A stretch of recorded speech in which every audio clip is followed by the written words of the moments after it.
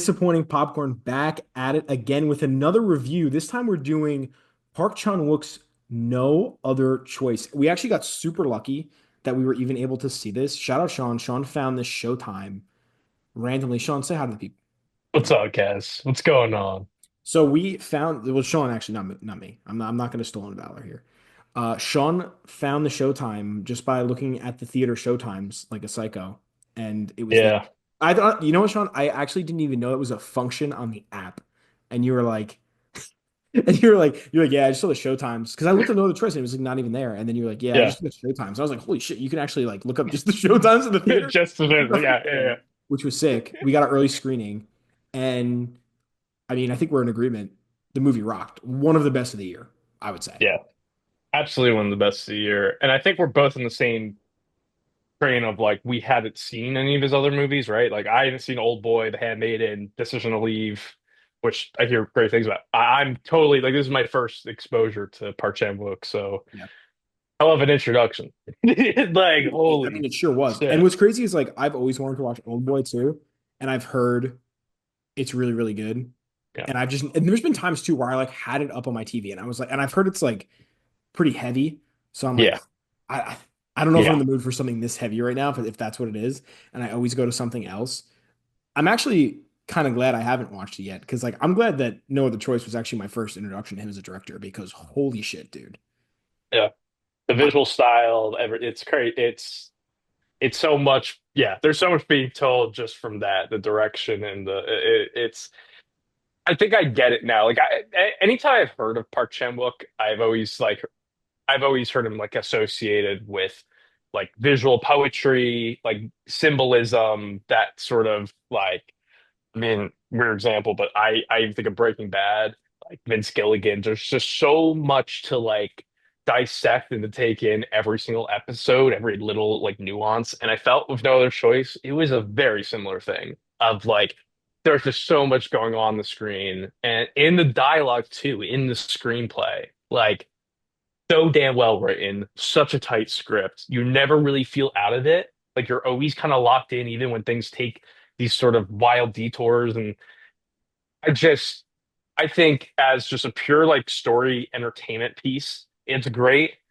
But as like a commentary on where we're at in this sort of late stage capitalism type shit, and now we're gearing towards a future where AI is going to displace so many people working, and it feels just like kind of one of those just like standout movies that really makes you think and during it really keeps you just like you're so locked into what's happening, and we're going to talk about it probably in a bit, but the editing I think is like such a crucial part of it. I think it like it, besides the flashy highlights from the editing, because there's definitely moments when we were like, "Holy shit!"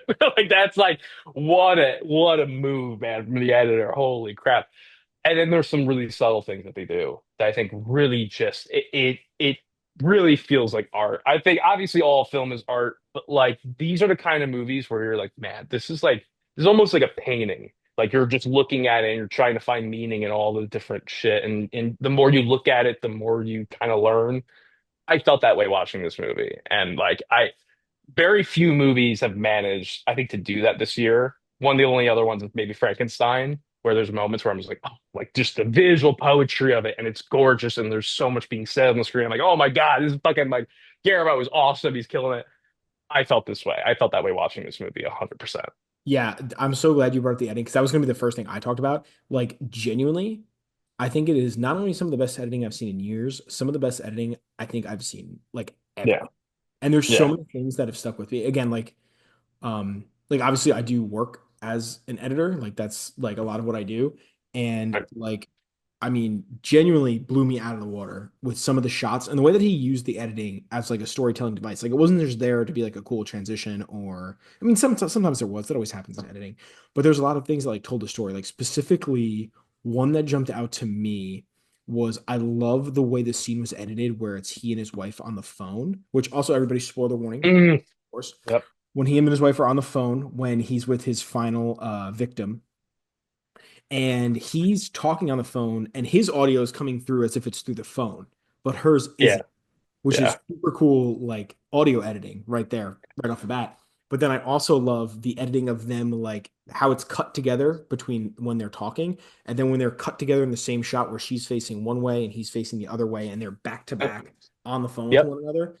Like, holy cow, awesome. Crazy. That Yeah. shot, and there's another shot where I believe it's like when he's going to kill Bumo, who's the first victim, Right. Yep. and there's a scene where like a character is faded, like crossfaded into the other It's a character, crossfade. Yeah. Yeah. right? You know what I'm talking Yeah. about? That's what You I know what was I'm thinking talking about. I about? was just thinking about that. Yep. That shot was so awesome because it comes in a scene where he's thinking about where the one character is thinking about Yeah. the other, and Yeah. he immediately, like as they're talking, gets faded onto the other guy's face, and That then was my favorite. Yeah. that I was think that's that my was like favorite. I was like I literally like Xbox controller like sit forward meme like Yeah. that was Right. straight in Right. the theater. It was insane. Holy shit.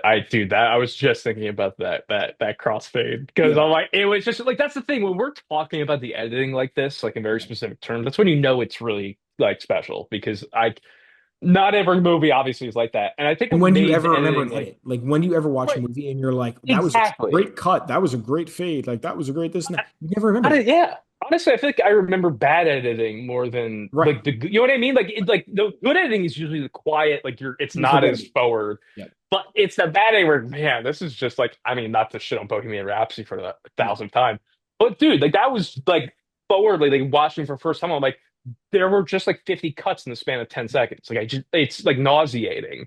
Whereas like Right. this movie has so much attention with every like that's the thing. Every moment is so intentional. Like there's not a single moment, not a single shot where, oh, this didn't need to be there. It's like Yeah. no, like every single moment has meaning. And I'm like, man, that's he makes it seem so easy. And Mhm. now I'm like, that's why I'm curious to see like other movies now and to kind of compare and Yeah. see maybe if this has more symbolism or less symbolism than the others, or like, what the it's just I was really stunned by how this was put together. And The and other scene yeah. that jumps out to me too for like editing wise is I think it's the scene when the mom and her son are on the roof and he's telling her like he thinks he found something beneath the tree and it's them looking through the little diamond in the thing and then it shows you what they're seeing from their POV. Now you're looking through the diamond and then it's them on the ground.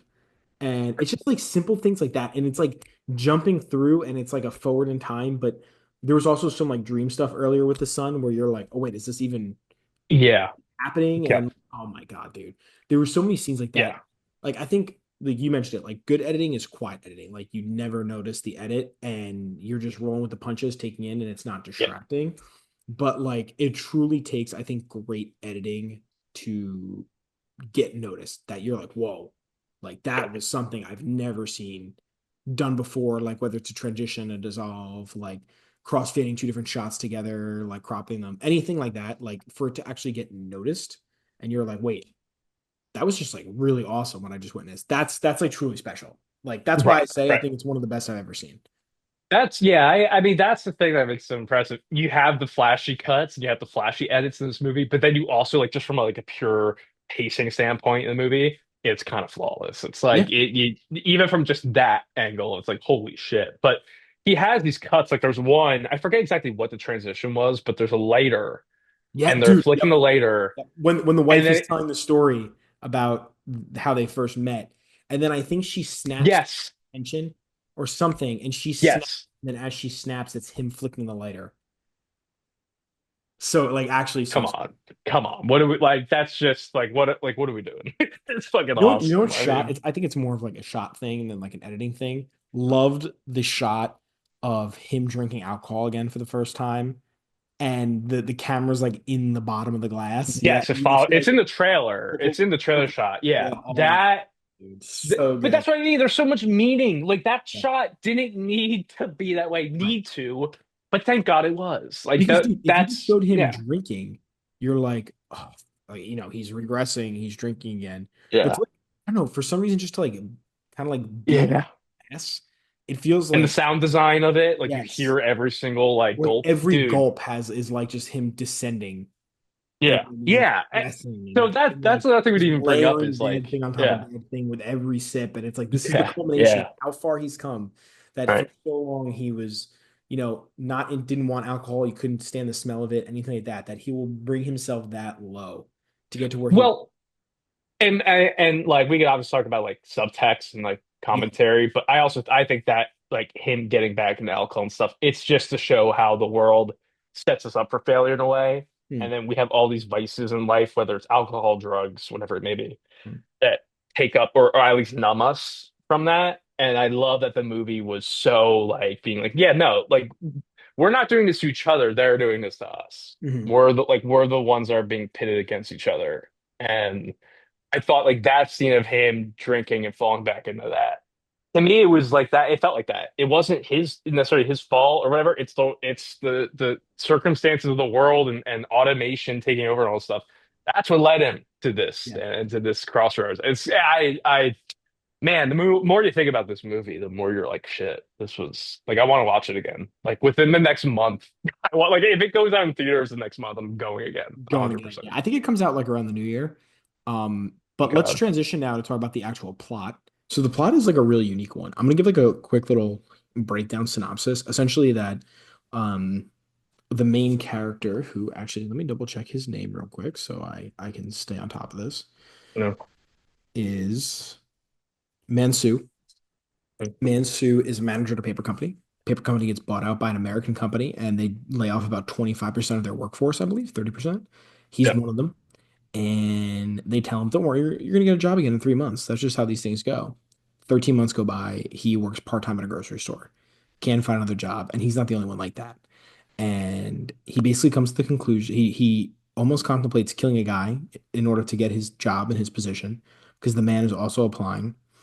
And then he realizes, well, if I do that, that doesn't mean I automatically get the job. So he narrows it down to three people who he thinks are equal to him in resume and would pass him. And he sets out on a mission to kill them in order to save his family. And Sean, you mentioned it a little bit. It is so much about where we're kind of at, I think, in with big corporations, like modern businesses, laying people off with nowhere else to go and pitting us kind of against each other, especially when it comes to like job hunting, which I think almost anybody can relate to. Yeah. Especially, I think, I mean, of course, like older people too who get laid off, like Mansu, who now need to find a new job in a field that maybe is, I don't want to say archaic, but like is something that is getting Yeah. automated, which we see later in the movie, like a lot of robots doing the jobs, or people who were fresh out of college also looking for jobs. A huge struggle for a lot of people. And the film really goes in deep on that, and how instead of us asking why to the big corporations themselves who make millions and millions of dollars, we instead turn on each other, and we want to be number one over the guy next door. And that's what this movie Mm. is really about, is how people feel. It, obviously, it's an exaggerated version because he's going out killing people in order to get where he needs to be. Yeah. But to a lot of extent, I think that's how people feel who are job hunting. Right. Um, Right. and it's really, really cool, interesting take. And I think I want to touch on the masculinity stuff that me and you Mm. talked about after the movie, of course. But I want to know what you think about the plot overall, because I loved it. I think it's one, really unique. Two, says a lot about where we're at right now. And three, it stays hilarious and entertaining throughout the whole ride, which is like super impressive. Right. Right. No, I loved it. I think the basis of it is like how automation and capitalism dehumanizes us and makes us become essentially people we don't want to be. I mean, it's funny. I brought up before with the symbolism of Breaking Bad and comparing it. Funny enough, I think just in terms of the story, it actually is very similar. You have a guy who's trying to do everything he can for his family because of the current system that he lives in. I mean, obviously Breaking Bad's more on the healthcare industry side of things, but like he's just doing what he thinks is the only, well, I guess there is no other choice for Walter, right? It's like, no, I have to do this to support my family and to pay for my cancer treatments or whatever. And I felt like with this movie, it was a very similar deal of like that balance, what's like meaningful to him in his life, and like what's like important. And it's funny seeing them go through obviously the beginning. They're giving up things like the car, tennis lessons. They have to leave the house. They have to leave their dogs with their parents because they can't even take care of the dogs and feed them. It's I feel like what really struck me about this movie was like, because obviously I knew the black comedy angle, the dark comedy angle of like, this guy's murdering all the, applicants he's up against. What I didn't expect was, I think the sensibility of it, like he's very much hesitant with all of them. It's not like an easy thing for him to do. I kind of just figured he's going to drop the flower pot on the guy's head, and it's going to be kind of comedic in that way. It wasn't like he's very much like not wanting to, because it's like he's literally ripping himself of his humanity. He's literally saying, okay, I'm not going to be human anymore, so I can do this and provide for my family and all these things. And it's the sacrifices that the current system we're in necessitates. It necessitates a kind of survival of the fittest. And I I feel like with this movie, it just so beautifully showed that. And also, it showed everybody else going through it too. It's not just our lead character, it's the other applicants that he's targeting. And I love that. They almost make characters and stories out of these little minor characters, and it makes you just so enveloped in it. I mean, I think his first victim, if I remember correctly, ends in the big crescendo with the music playing in his music room. That does, yeah. What a second act climax, first of all. I mean, it's not easy to pull off kind of a mid-movie sort of like big kind of climax. It isn't. And I felt like it actually maneuvered that fucking flawlessly. Like that moment, I mean, that scene was awesome to begin with, but just the way it unravels and the different shit that happens, and then obviously stuff with that wife's character, you start thinking like, man, where is this going? Like there's just so many different now parts like happening at once, or man, like how is this gonna kind of come together? And then it does. And it does in a really interesting way at the end, where he essentially he essentially does it. He achieves what he wanted to. He got a job, but it's like at what cost, right? He's kind of He left in hell. gets He's kind of left in well, hell. and what I think is so interesting is that he's glad though still. He's still happy and Yep. excited at the end, and that's I think the fucking point. It dehumanizes us. If it didn't, he would have looked at that and be like, "Oh shit." But at the end of it, he's like, "No, I had to He'd do rather be in this. the I dark had with the no other machines. choice." Right, Yeah. right. It's bullshit. And yeah, dude, that ending with the factory really special. That was like a very, by the way, very dark. Like for a movie that is very funny, I really found the ending really somber. Like not even like there wasn't like any big violins playing or anything, or it wasn't this big, that it just left you feeling like fuck. This is Yep. where we are and Hmm. where we're heading, like the future we're heading towards. And it's man, it's a lot. I'm walking. We were talking about walking in the theater, but I remember driving home and I was like, man, this yeah, I'm bummed out right now, even though I had such a good time.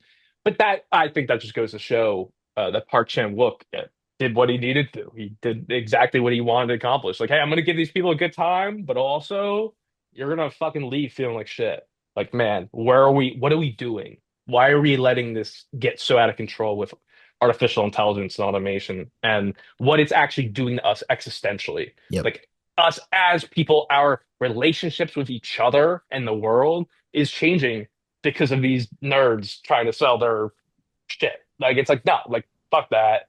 There has to be some kind of a defense to that. But right, this movie is just like, hey, you know what though? Like, when you've got a family and you got your life and all this stuff, everything kind of fades. And that's all you care about. Yep. And that's the Breaking Bad of it. It just feels It's like, man, they it's just it's like the have this survivalism of it, like the pure exactly survival of the instinct fittest. to Yeah. just survive. Yeah. Yep. And do what's Amen. best for your family. And that's all he's trying to do. But it's also, I think, and I want to bring this up now, I think it's a good segue, like a pride thing too. And something that we talked about at the theaters, and you actually brought it up, and I thought it was like an awesome point, is like a lot of times for men, I think, especially men, I think in other cultures as well, like what's deemed as like a good life and success isn't always like who you are or your relationships. It's more Mhm. like what you accomplish in work and what you accomplish as a career.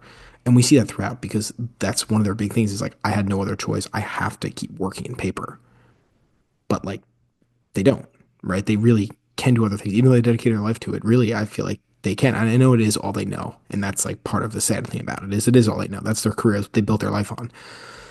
But what I think is really interesting in contrast is that we get scenes with a lot of these other characters' wives, kids, and you see what they're really loved for. You know, their personality, how they fell in love, how they take care of their kids, you know, how they function as a father and a mentor.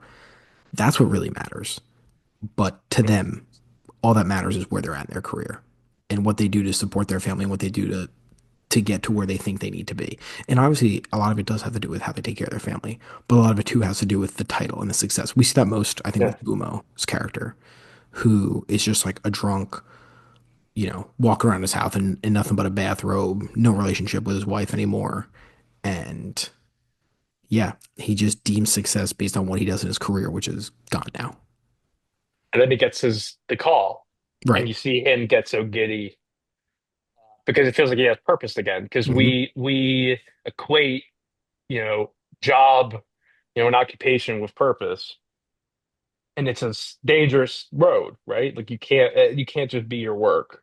Um, we're so much more than that. And right, I think it's funny how and it's interesting how the wife, and the family have all these different things going on. They're playing tennis, they're doing this and that. Like you said, like they have different things going on that aren't a job, aren't like, this thing. Yep. But right, I think it's a good point about masculinity and like, oh, much men really do. And I get it. We're living, especially in a time now where like men and purpose and stuff is really being challenged right now, and I think talked about a lot. Like, especially as gender norms change and all this stuff. Like, yeah, naturally, the role of the man is going to change, and I think this movie shows kind of the maybe the men falling to the wayside because they just feel so much like they have to, the work has to be them, has to be so tied to their identity. And I think that's what makes all this even worse. The automation and stuff that's taking over these jobs. I mean, like Because, it's well, I think, stripping their humanity in a literal sense, like as yeah, well. Like it's literally like, no, it's like like we're not going to give you purpose. You don't have identity. It's like, damn, that's I fucking know. heavy. I think it's interesting that you can see in the beginning of the movie when Mansu is walking around the factory testing the paper, talking about paper, and Bumo too, and even like the other characters. Like a big thing too is also how much they love paper and they love their job Yeah, and how much it means to them on that level too, where they just love what they do. Um, and it shows how, with the way that corporations are going, with the way that work is going, automation, it just strips that down to now you're just monitoring machines. Like, and yeah, I think that also has something to say about like art too, right? Like with AI now, like people will just punch something in and be like, I want to see this movie poster, and I want to see this, and I want to paint this, but like not do it. You just tell an AI to do it. You're just monitoring a machine. Like you're not putting that love into it anymore. That makes it special. Like right. paper's paper. That's all fine and good, but like at the end of the day, what makes like something really special is like it sounds corny and whatever, but it's when it's made with love. That's why cooking always tastes better when you get it from your mom at home. You know what I mean? The human touch. It's It's the the human human touch. element. Hmm. There has to be that. And so when you strip that away, you get right a soulless vessel. I think that's such a good point about art. Like what like especially now. I mean, I mean, this movie could never in a billion years be made of AI, right? No, Like as advanced as it can get, it's never going to get you this. And I feel like that's what needs to be like talked about more. It's like it can't, this shit, it needs the human touch. And like you mentioned it, like them loving paper and then being like, I love the way it feels and the yep. material, like The different they're so types, they know the different passionate about types. it. And Yeah. like also just like how important it is in our everyday life. Like I love the choice to do paper because paper is also something that's quote unquote dying out because we're like, oh, no one writes Yeah. anymore, no one prints anymore. We don't really do that type of thing. But Boomo goes through and says, we made, you know, and I think the shoe guy says it too, which I don't remember his name off the top of my head. But paper is used in candy wrappers. You know, the first candy bar Yeah. you bought as a little boy, it had paper in it. And paper is used when you go to the store and, you know, you open gift paper for Christmas. Like, Yep. it's paper. Yep. All these things that paper is a part of in your life and means, like, again, I think we think of paper in a sense of like writing and letters and thing as a being like this archaic thing, but it really has such like a deeper part of it's become like such a big part of our life. And to have people actually making it and the human touch Yeah. goes to next level. And that's why, again, I think that's why it's like a good metaphor for like art too and AI. And I think you said before, like how we're kind of left with like the soulless vessel. That's what he's in at the end. He's literally in a warehouse with no lights, no one to talk Yeah, to. he's just controlling where the machines Yeah. go, not how it Not actually even. I think he's produces just the monitoring paper. it. He's just Right, walking right, around. yeah. It's just like beep, beep, beep. Yeah. And I like what they talked about. They mentioned it in there's a scene with like the business head. I think it's an interview with the lead character, and they said something about like the was it lights on or something? Like they say, Yes. oh yeah, it's Lights a off lights on policy. factory or lights off, right? Because they never have to turn. Like that was a line that really, because I'm like, that feels like a real thing that business people are probably saying, right? Is a real Is it, thing. like it just fucking like there's it like when I heard that, I'm like, man, like you actually hearing it is just fuck. It makes you think like shit, we're fucked. Yeah.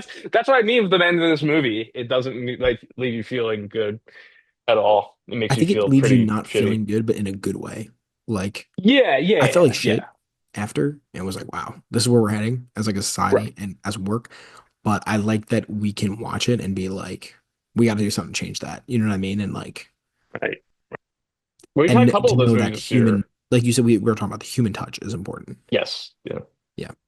You need it. And I feel like, I mean, we had one battle after another, which, I mean, I that wouldn't mean, get one made battle by after AI. another is very much about like getting absolutely fucked by older generations and having to clean it up and what, the revolution looks Right. like. Legacy. It's interesting. We have this, No Other Choice. We have, one battle after another. We have Eddington. A lot of movies this year that are very like Very topical.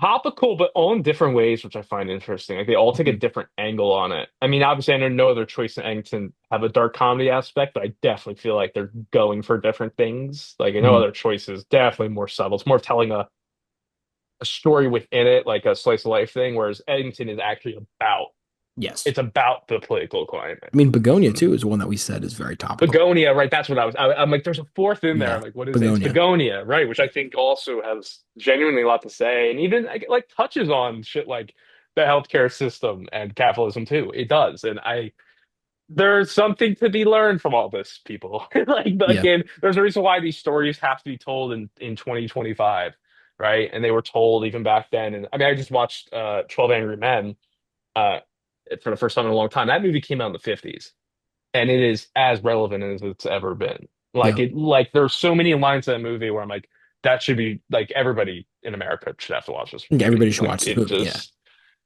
it the like just the idea of prejudice is just so fucking it's just so stupid. But again, I with no other choice, what I will say, and I'm gonna give it a lot of credit for, is like this is a movie that I think really could have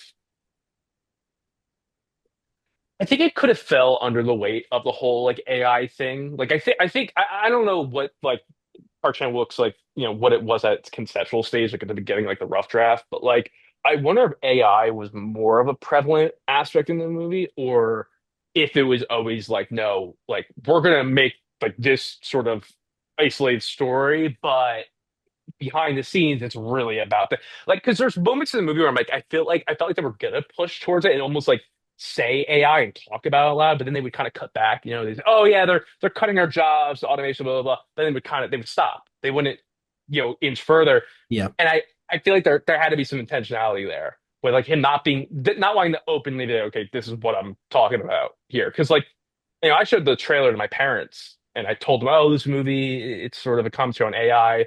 They were like, I don't see how this is about AI at all. And now I've seen the movie, I'm like, oh no, I get it though. Like Yeah. even like we rewatch the trailer, like, oh no, I can see it, but it's definitely not given to you. It's It's not like funny this is because what like it halfway is. through the movie, I was like, I thought this was going to be a little bit more about AI. But Is like that funny? but you know what? In It a lot of is. ways, it is. Without saying, "Hey, this movie is about AI taking over the workforce," it is because it's Yeah. showing more so the drawbacks and like the repercussions of Mm. making that shift and kicking people out of their livelihood Yeah. for machines.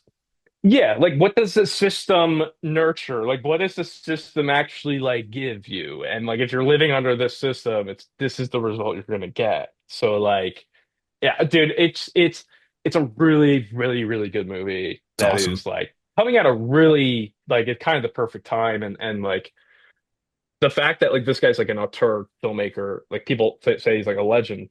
This is like my first introduction to him. It's yeah, it's really cool. And frankly, for like a Korean film about like automation and this shit, I think it's really accessible. I think, 100%. and from what I hear, again, I haven't seen the other movies. From what I hear, this is his most like accessible of his big movies. Uh, and I'm definitely interested to see how that holds up after I watch those because like this definitely to me was like, oh no, I like we were in a theater that was I wouldn't say it was like packed, but there was definitely a good I mean, it amount was of pretty big for seats. being a one night only early Right. screening And on a being an Tuesday, on a Monday. independent, right, being an independent like Korean film, and the crowd was so in. The crowd was so Yeah, locked dude, in. they They were were locked in, laughing. reacting. They were Yeah, reacting to everything.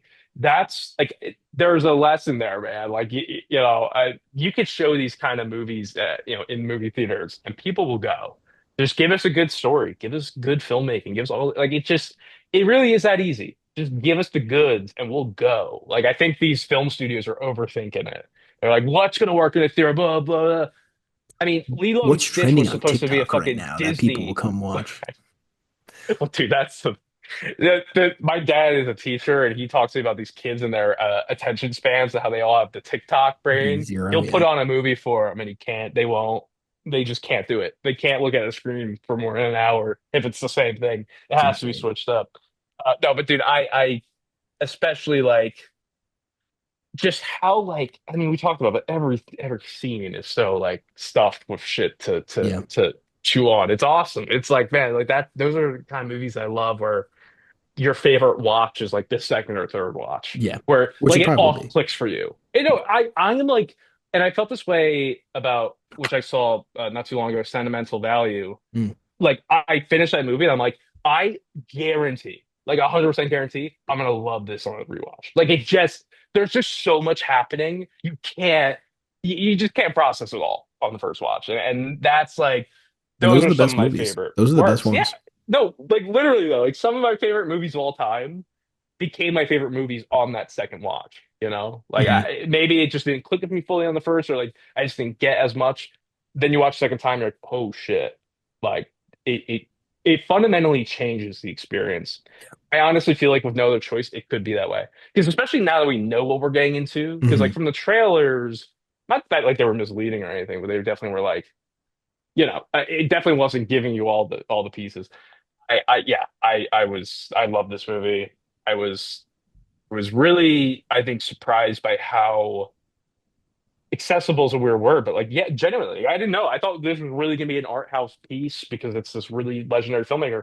But no, man, like I would recommend this to anybody I know. Like there's not Yeah, one person I'd think, oh no, like that same. wouldn't work for you. I'm like, no, like I think everybody should give this a try, genuinely. What's your final score? Oof. I gave it a 4.5 on Letterboxd. And I think I started doing number grade. I gave it like a 92 out of like a Wait, I did see you 92%. started doing number grades. Yeah, Yeah, and I'm still trying to figure that out specifically what I want to do. But yeah, like a 9 out of 10, maybe a tick higher. Like it's just so well crafted and like I don't know if it would go to like a 5 star for me, but like it has that potential because it is that good. Like I know what I'm getting myself into. Maybe I watch a second time and I'm like, oh shit, like this, yeah, this is special. So yeah, I'm stoked. I loved it. And real quick, just want to say because we didn't mention it. The cinematography, excellent. phenomenal. Obviously the editing is such a big part too, but like there are some moments where the cinematography is like you talked about that shot when they're looking at his like greenhouse, but from the up. Holy shit, that the Anglic Aaron. I'm like, what? Like, how did they even think to do that? Like the shot itself is like saying something. Like it's almost like it's crazy. It's like this is like you only get this feeling when you watch a filmmaker like Park Chan-wook or like one of these legendary filmmakers. Like we watched, you know, One Battle After Another, Yep. and like I haven't seen all Paul Thomas Anderson's movies, but like you just could tell. Like you're just in it. Oh yeah, no, this is like every shot is so meticulously crafted, and it's like that's not fucking like they make it look easy, and it's fucking not. Like that's what why One Battle After Another and why No Other Choice are like are just two of the best movies of the year. They make such a difficult, crazy feat looks so goddamn easy. Yeah, And it just like I want to watch the behind the scenes for both these movies and just like how did they do some of this? Like, it just yeah. doesn't even it's absolutely fantastic. I'd give it I guess like a 9 9.2. I think at 10 if we're Okay. doing decimal points. If we're going like ice skating scoring, I'm gonna go 9.2. I think it's phenomenal. Absolutely go out and see it when it goes in the theaters. I think I'm gonna fall right on the same. I give it a Oh yeah. 4.5 at Oh IMDb. yeah. I mean Hell on yeah. Letterboxd. I Yep, thought it yep, was phenomenal. I don't have a letter system like you, but I would give it a four out of 4.5. yep. And I think we would be remiss not to mention my, who I think stole the show. I just want to throw this out there real quick before we wrap up. Sonia Jin Yeah. As his wife Miri. Yeah, she stole the show for me. I thought she sold every scene she was in and crushed it Yes. and made that relationship feel so real. Yeah. On multiple levels. She was awesome. I just had to shout her out. She's excellent and Kretz's script. They do not make her oblivious to what's Mhm. happening. They don't make her this In fact, whatever. the I don't know complete what's going. opposite. They make her so No, capable, which is awesome. almost like a straight up Skylar White type deal Yeah, of like, yeah. okay, I know what's happening now, but now I gotta like I for the gotta lock better it. of the man of the family, I gotta say, oh no, it wasn't a body, it was just a pig. He was just cutting up a pig. Yep. It's all right. That worked for me entirely because they have their own shit they're working through. And and there's like little like that's why I'm interested in the rewatch. There's little like clues they put in there of like shit they're dealing with or like maybe past stuff that happened with them. And I'm like, man, she like you said, like that performance was so damn good. She sold it so well. I'm a little upset she's not getting any like any kind of hype for a supporting actress nom because like I just fucking I agree. I thought her performance was so good. They have the dancing scene, Hmm. not the like the dancing event, but they go to, but like when they're in their room together Yep. that scene did something. It felt very real. It felt so like these characters. Yeah, no, they're married. I It don't felt not real buy it for a second. They're fucking like, and like I forget his name, but like the lead actor as well. Those two are unreal in this movie. and Like a they great are. Like duo he, together. Together, their oh, chemistry. such a great duo. Yep. And apparently he's like a revered performer. Like people like adore him. He's in a lot of other stuff. And I'm curious to see those other projects because I definitely came away from this being like, yeah, no, he like maybe should get an Oscar nom. Like I really came away from it like he to blend the comedy aspects of it with the really dark sort of morbid aspects and him in those moments where he's hesitating, do I kill this guy? He's throwing up. You know what I mean? Like he's feeling all of it. He's going through all these emotions. Meanwhile, his humanity is getting stripped at the same time. That's such a hard dynamic, and he fucking nails it. Like he absolutely nails it. Yeah, the ensemble across even the victims like every victim felt So unique, good. every victim They felt like all had they a had role. lived a full life before we met them on the screen, Hmm. especially the shoe guy, the guy who works at the shoe store that Yeah. that I think was my He favorite. probably had the least amount of time, and he And that's was just maybe the crazy. best. He literally had the least amount of time of all of them, and yet I felt like that one sort of hit me the most because he's at a job he isn't qualified for, like he just doesn't fit there. He doesn't want to be a shoe Yeah. seller. It's not his fucking. But this is what they leave you. They leave you no other choice, and you know you got to fucking work at a Roll shoe credits. store. You said the line. Roll credits. That's a fade to black. That's more of like pandas fun or whatever. Yeah, that's Yeah, good. I'm getting some different color mixtures in there. Real quick, let's give Yeah, our what to watch for the week. I'm gonna go yeah. Knives Out. I thought it was the best entry so far in the franchise. I have some problems with the lack of use of the ensemble, but Josh O'Connor crushes it, and I think you might not expect it, but it actually touches a lot on faith, and it kind of like goes into the structure of the church itself, but more so what does grace and faith mean in like a really cool way Mm. that I think is really you walk away feeling good after. Yeah, yeah. I'm excited for that one. I still haven't seen Glass Onion, but I watched it first and I loved it. So that's absolutely on my list. Same with Train Dreams too. I want to see Mhm. Train Dreams, I also a watched that as well. Netflix Yeah. one. I'll talk about last night. I watched Good Boy, the IFC independent, you know, with the dog in the horror Yeah. movie. Really interesting. It definitely has a student film vibe to it where like, yeah, no, this is definitely independent and the writing isn't totally strong from the characters. I wouldn't say the performance like his I think it's the director playing the lead guy. Mhm. He's okay. Like there's definitely moments like, maybe that would have been you could have gotten a better take. But the dog stuff is nuts. Like me and my sister were watching it and we're like, how the hell did they do that? Like there are moments where the dog will emote and like do this thing where its ears will prick up at the perfect time. And I'm like, whoa, like that is like there's something seriously impressive going on here. the editing is definitely part of that. The editing, honestly, editing is probably most of A it, lot of it, most of yeah. the work. But the dog, Indy, shout out to Indy. I know he Let's get can't get Indian nominated for the nomination. Oscar. Dude, the Academy came out and said he's not eligible. I love that they actually came out. We're like, ah, he just can't. But he could get nominated for other shit. So I'm waiting to see if he. Let's get him in. Imagine a dog getting nominated over I you, would like you work love your that, whole dude. life. But he, like, I'm not even kidding. He's genuinely good. I don't know how else to say it. I know he's a dog. There are The moments where dog can my act. jaw drops. The dog That's can what I'm saying. act. Like the dog can fucking act, and like I really honestly like I. This is another one where I'm like I can recommend this to almost anybody, Oh yeah. especially because it's not that scary. I'm gonna be honest, like it's not a horror movie. Like it has aspects that are eerie, but like halfway through the movie, I was like, is this it? Is this kind of what we're Yeah. doing?